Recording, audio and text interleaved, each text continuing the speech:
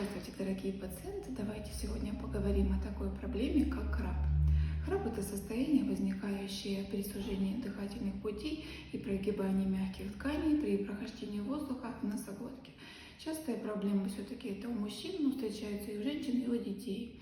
Многие пациенты недооценивают проблему храпа и считают, что это безобидный звуковой феномен, на который можно не обращать внимания. На самом деле это не так.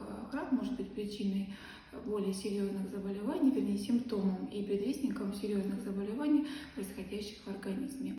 Храп и синдром обструктивного сна могут повышать риск развития сердечно-сосудистых заболеваний, таких как инфаркт миокарда, аритмии и так далее. Частыми причинами развитию храпа является анатомическая предрасположенность, наличие в носовых ходах полипов, исхудение носовой перегородки, хронический гипертрофический ринит, гипертрофия небных миндалин, аденоидов,